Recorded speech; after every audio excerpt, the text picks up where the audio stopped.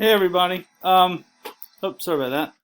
Okay, so we're going to take a look at number 4 now, and I think it still fits into this theme of division.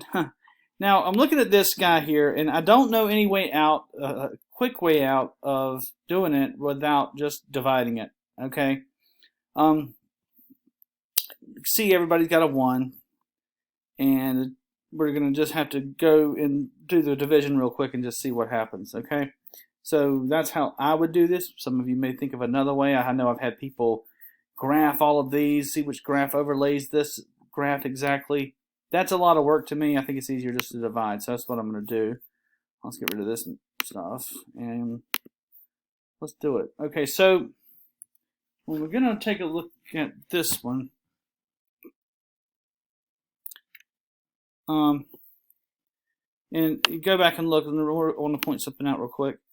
If you're dividing this by this, this is the dividend, that's your divisor, right? So this is going to go on the outside of the division bar. Just so you're realizing you have to write that down. And now I'm going to go to work on it, okay? So we're going to divide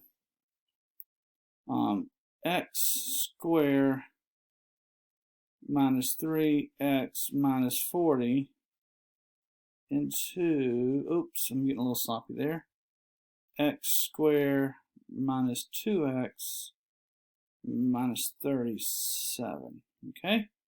All right, x squared goes into x squared one time. All right, and that's where that thing's coming from. Now we multiply back and change the signs. So we get negative x squared, so 1 times x squared. 1 times negative 3 is negative 3x. Change the sign, right? And 1 times negative 40 is negative 40. Change the sign. Now we're going to add this up. I get x plus 3. All right, so what we're looking at here is it would be plus, this is going to be a remainder because this degree is less than this, so we're done. So we'd have 1 plus x plus 3 over the divisor. And that's how you would do that one. I know everyone hated that stuff when we did it. A lot of people did, but I think that's the quickest way.